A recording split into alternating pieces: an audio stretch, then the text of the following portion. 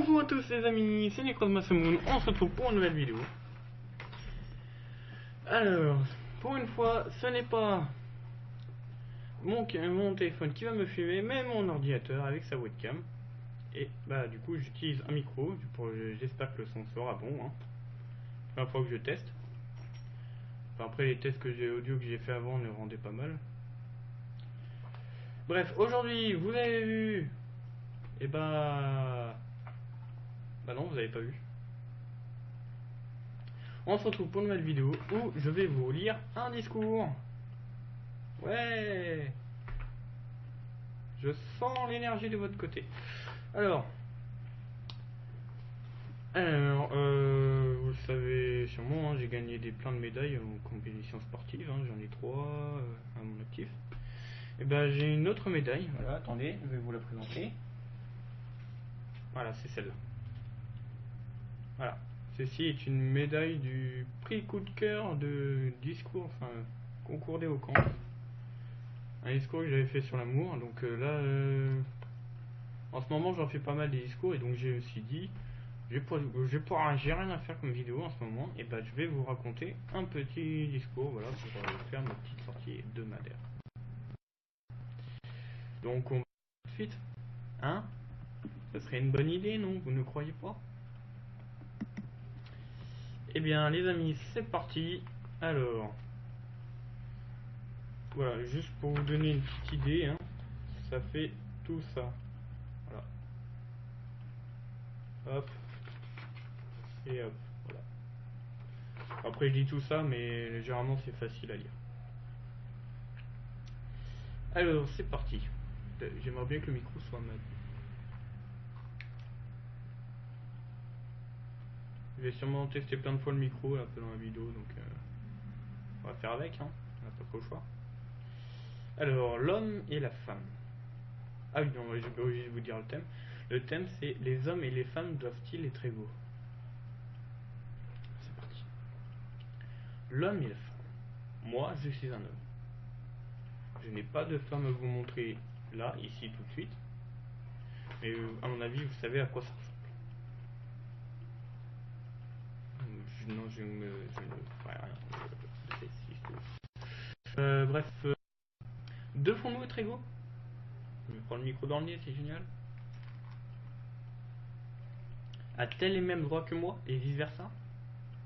Cette question est née lorsque les femmes ont commencé à réclamer leurs droits. Aujourd'hui, j'ai décidé d'apporter une réponse à la question. Souvent le week-end je sens me balader pour jouer à Pokémon Go, j'attrape des Pokémon, voilà. La dernière fois j'ai capturé un Ronflex qui dormait. De très amusante qui a tout à fait son avis dans la question, n'est-ce pas? Durant une balade, j'entends souvent les dames d'abord. Moi-même, je le dis. Durant une évacuation, la première phrase qui est dite, quand c'est une évacuation des villes par exemple, les femmes et les enfants d'abord. Je me suis souvent demandé pourquoi on dit ça. Pourquoi tout le temps les femmes et les hommes, les femmes et les enfants d'abord? Et bah à chaque fois la réponse qu'on m'apportait était la même. Bah c'est de la galanterie comme disait. C'est de la galanterie, Faut être galant avec les femmes. Et avec les enfants aussi du coup. Donc ça veut dire que les hommes on s'en contrefiche.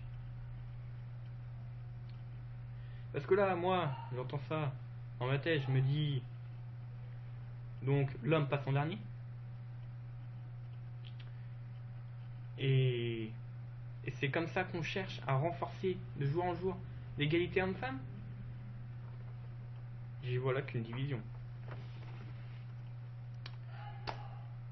Je vais à présent maintenant vous dire l'étymologie de 4 mots. Je parle de homme, femme, devoir, égalité. Ils viennent tous les 4 du latin. 3 d'entre eux ne changent pas. 3 d'entre eux ont gardé la même racine. Je parle de homme, hominem, femme, femina, debere, devoir. Ce qui signifie qu'en tout temps, notre société a eu beau évoluer, nous sommes restés les mêmes. Des hommes, des femmes.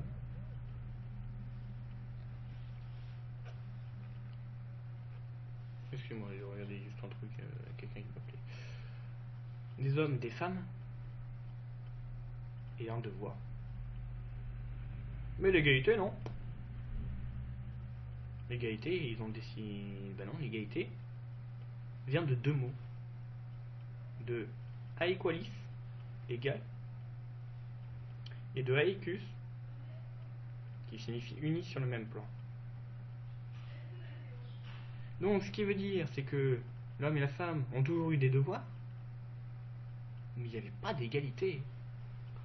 Bah oui, à la base, pas d'égalité. Il y avait l'égal, il y avait l'uni.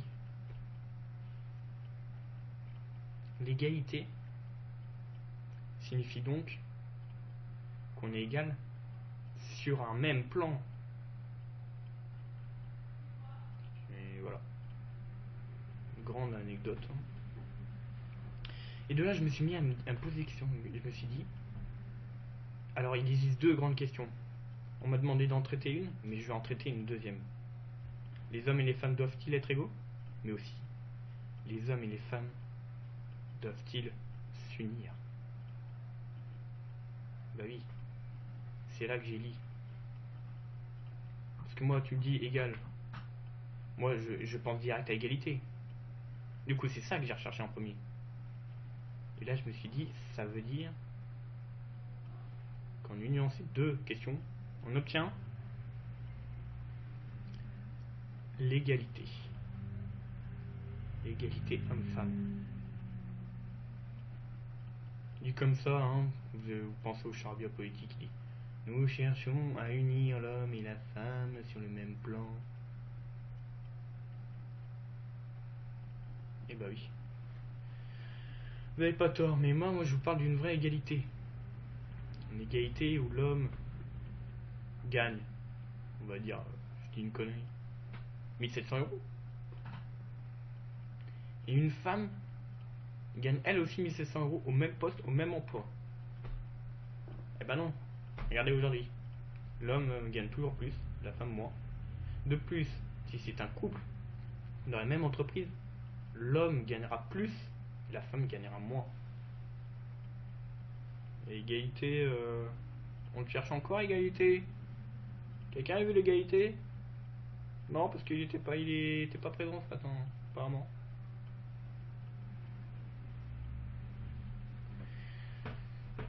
Alors, de base, je devrais vous raconter un charabia, pouvoir, devoir. L'homme et la femme, devoir, ils ont le devoir, ils ont le pouvoir d'eux. Mais finalement, maintenant que je commence à vous parler, je me dis, pas besoin. Ça là, le bout de papier. Pas besoin. Coucher. Non, je ne pas la feuille, non, pas du tout. Parce que finalement, moi, vous voyez, j'ai envie d'improviser. J'ai envie de me dire, je vais m'imaginer là, vous, en face de moi, au moment où vous regardez ma vidéo. Je vais me dire, chercher des trucs à vous dire sur cette égalité. Déjà, comment pourrait-on être égal? En commençant par, je sais pas, une mixité dans les équipes de sport. On a les masculins et les féminins. Ce qui serait bien un jour, c'est un mélange des deux. Une équipe masculine et féminine. Les gens vont dire, ouais, mais non, mais ça joue pas au même niveau. Désolé de vous dire ça, les gars. Il fait partie de je ne sais combien d'équipes mixtes. Je ne vois pas la différence entre une équipe mixte et une équipe masculine. Ou contre une équipe mais féminine. Ça apporte. Franchement, pour moi, l'équipe mixte, ça apporte quelque chose de plus. J'ai pu le tester, enfin, j'ai pu le voir à Laval. Une équipe mixte, c'est une grande force. Je vais être honnête avec vous. Au début, j'y croyais pas trop. Enfin, hein, j'avais toujours des arrière-pensées mauvaises qui disaient ouais, mais non, mais là, avec l'équipe qu'on a, on n'est pas bon. On n'est pas des athlètes.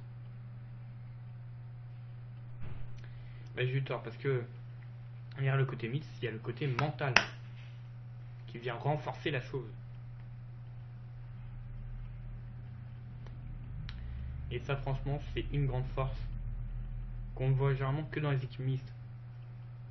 Parce que oui, par exemple, si je prends l'équipe de France, ils ont une bonne entente entre eux, hein. Ils rigolent, ils s'amusent, on a pu le voir de nombreuses occasions pour un Coupe du Monde 2018. Hein.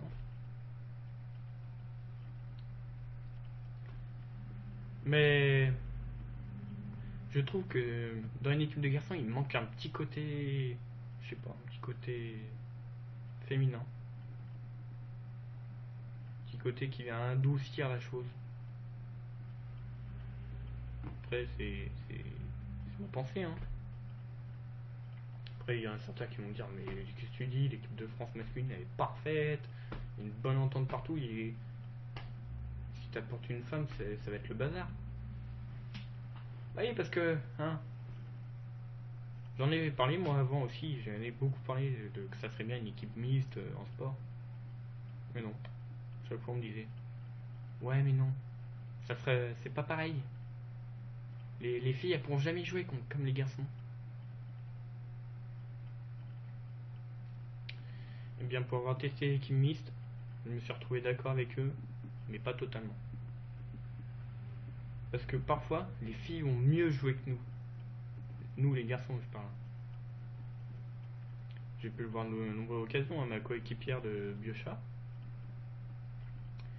Et bah franchement, elle jouait mieux que moi, hein, en Biochat. Faut que je l'admette, hein. Elle jouait beaucoup mieux que moi.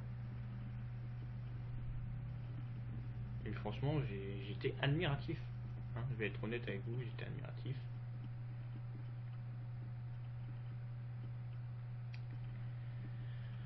Et puis, après, j'ai fait une équipe avec une autre fille de mon équipe pour la course d'orientation.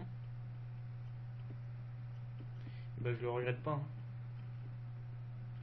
Elle a trouvé un chemin. Moi-même, je voulais partir dans toutes les directions en même temps. Et elle a trouvé un véritable chemin. Et elle savait mieux diriger que moi sur un chemin, quoi. Elle savait mieux s'orienter. Et ça, c'est une vraie force. Il y en a certains qu'après qui vont dire oui, mais ça va déclencher des problèmes, il va y avoir de la jalousie peut-être parfois. De la jalousie dans une équipe. La jalousie n'a pas sa place dans une équipe.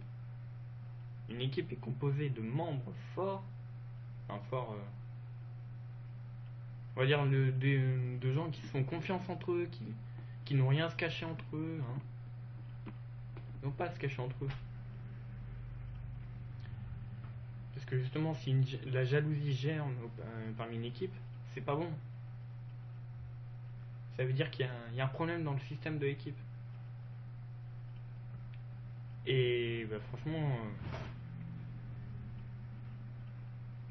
quand il y a un problème dans une équipe, et que c'est la jalousie qui s'emmène, ça va pas bien loin. Et vraiment, ces équipes-là finissent déchues. Non, j'ai bien dit déchues, hein, pas déçues.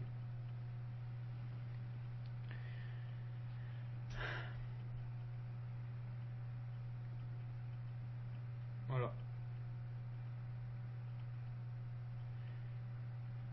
N'hésitez pas à mettre dans les commentaires hein, ce que vous pensez de ce genre de vidéo où je vous parle de tout, vraiment.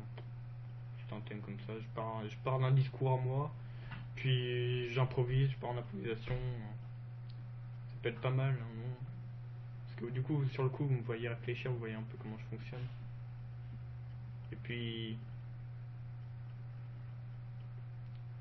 ce genre de choses, ça peut être un système où je peux vraiment parler. Parce que moi, dans la vraie vie, enfin, je parle difficilement. Enfin, je parle.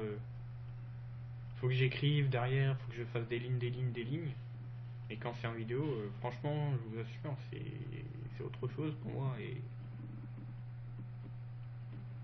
je me sens mieux. Enfin, j'arrive à dire plus de choses qu'en vrai. Là, tout ce que j'ai dit là, à propos de mon équipe, là, à quel point je l'ai trouvé géniaux. Ça, j'ai pas réussi à le dire. J'ai pas réussi à leur dire comme ça, directement. Donc, si ils regardent cette vidéo, bah, franchement, les gars, vous avez été géniaux. Franchement, je m'attendais à tout sauf à ça, en fait. On s'est tous surpassés. Mais ce qui était bien, ce qui était le plus impressionnant, c'est à quel point on s'est tous soutenus les uns les autres. Ça, c'est une vraie force. Et faudra pas lâcher ça. Ça, c'est l'année prochaine si on se retrouve encore en championnat de France. Et ça, je l'espère fort. Il faut qu'on garde cette mentalité. Il faut qu'on garde ça, ce support qu'on a entre nous. Voilà.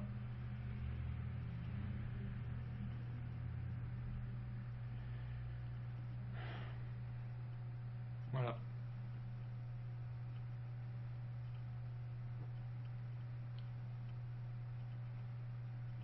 Bon, bah, après ce petit discours, je pense que je vais vite fait vous parler du championnat de France, hein, parce que j'ai sorti une vidéo dessus, mais c'était très peu explicatif. J'allais vite fait au truc, puis je prenais pas le temps de parler plus. Alors franchement, à Biosha, je me suis trouvé nullissime. Je vais vous dire, je me suis trouvé nullissime. Je jouais pas comme il faut. J'ai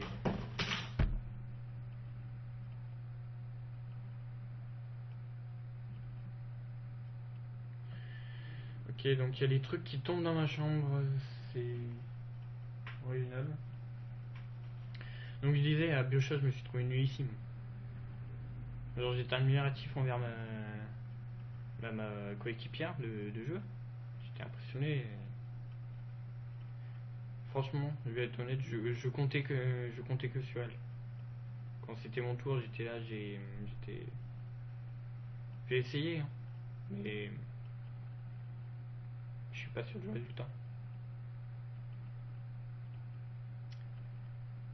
Et puis au tennis de table, là, j'ai mes coéquipiers, là, malgré ce que j'ai dit dans ma précédente vidéo, où je me moquais d'un peu de mon coéquipier, là, celui qui mettait toute la musique, on s'en bat les couilles, là.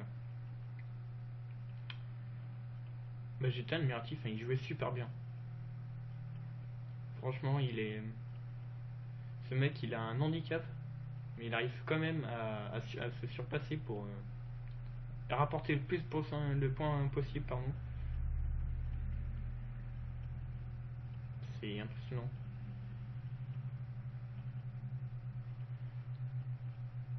Puis après, le lendemain au biathlon, là, le biathlon, c'est vraiment une matière que, au fond de moi, je sentais que c'était fait pour moi. Genre, parce que, au collège, quand je courais, bah, je courais, mais voilà, c'était pas top top. Puis franchement, je me suis. J'ai vu un truc hein, dans la course qui m'a fait courir. C'est comme si. Vous connaissez l'expression, le bâton ou la carotte.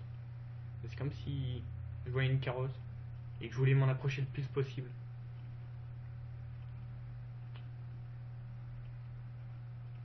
Je ne saurais même pas dire ce que c'est. C'est une sorte d'amour que je recherche ou une reconnaissance, une fierté d'avoir fait quelque chose, une volonté. Enfin, c'est comme si je recherchais une volonté à toujours vouloir continuer tout droit, de pas peut-être c'est peut-être même c'est ce qui me fait courir, c'est fuir le passé. Hein, je ne sais pas moi. Mais je cours, mais moi-même je me surprends moi-même quand je cours. Franchement, au biathlon quand j'ai couru, je vous avoue que je voyais mal mon équipe être dans les premiers. Parce on s'était fait surpasser. Je me souviens, je suis parti, j'étais l'avant-dernier joueur à partir. Et à ce moment-là, bah, dans la tête, c'était. Ça sent la troisième place, mais je vais quand même tenter d'aller plus loin. Là, je vais essayer de taquiner le plus possible le deuxième et le premier. Et je me suis surpassé, mais. Je me suis tellement surpassé que encore aujourd'hui, j'ai mal aux jambes quand je cours. C'est un truc hallucinant. Ça fait. Ça fait 2 3 semaines que je suis rentré et j'ai toujours encore. Quand je cours, je sens encore cette douleur qui vient me dire. Qui vient me dire. Ça, c'est ton prix pour avoir couru aussi vite. Comme si j'avais cherché à fuir ma plus grande peur. Je sais pas. Enfin, même je sais pas.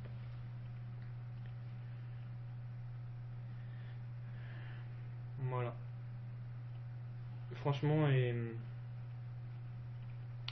au début, là, quand on est arrivé troisième à Biochat, je me suis dit, ouais, cette année, peut-être qu'on arrivera à aller sur le podium, mais je pense pas qu'on arrivera à aller bien loin dans le podium. Je pense pas qu'on dépassera la troisième place. Et franchement, au biathlon, premier tour, je me suis dit, en fait, si, on a peut-être une chance. Au final, on a fini deuxième. On a fini vice-champion de France. Et on est revenu comme des héros, quoi. On était allé chercher cette victoire. Et je me souviens sur. Il y a de nombreux souvenirs là qui me remontent là en même temps que je vous parle là. Par exemple, on avait eu un petit concert de Archimède. Et moi j'étais là au plein milieu de la salle. Ouais, cool. Mais j'arrivais pas à danser dans ma tête. C'est genre j'analysais en plus les chansons que je me mettais dans l'ambiance. Puis là, Elise, une de mes coéquipières de sport, comme qui dirait, jeter dans le move. Je sais pas si ça existe comme expression, mais en gros, elle m'a fait bouger, enfin, elle m'a fait danser, elle m'a forcé à danser. Franchement, c'est là que je me rends compte à quel point finalement j'ai besoin des autres, j'ai besoin qu'on me pousse à faire des choses. C'est un truc hallucinant ça. Je me sens tout le temps déterminé à faire des trucs, mais en fin de compte, j'ai toujours besoin que quelqu'un me pousse par derrière pour que j'y aille. Et franchement, j'étais content que Elise me force à danser. Hein. Même si sur le trajet du retour, je me plaignais, c'était plus pour faire genre, j'étais un peu vexé quoi. Genre, j'avais été contraint et ça m'avait pas plu. Mais non, mais en vrai, je suis content qu'elle m'ait forcé à danser. Voilà.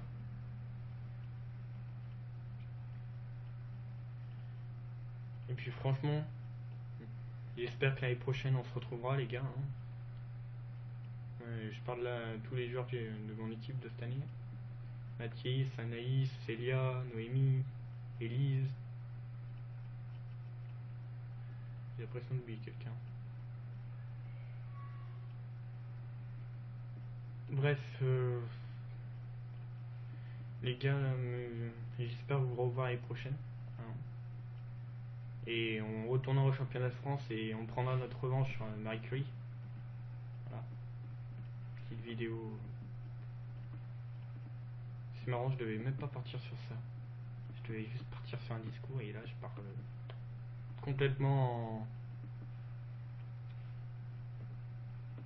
perdu dans les sentiments. Là, vous voyez, ça se voit peut-être pas sur mon visage, mais je suis à deux doigts de pleurer quoi. Franchement. Je vous remercie quand même, vous êtes de plus en plus à suivre ma chaîne. Donc si mes vidéos vous plaisent, hein, mettez des pouces bleus, abonnez-vous. Faites voir, montrez à vos potes un peu ce que je fais. Et puis franchement voilà quoi. J'ai même plus les mots. Je suis tellement bouleversé là, sentimentalement. suis tellement livré que bah, j'ai plus rien à dire. C'est impressionnant. Je me suis jamais autant livré. Voilà. Et bah les amis, c'était Necros Masamune. On se retrouve la semaine prochaine pour une nouvelle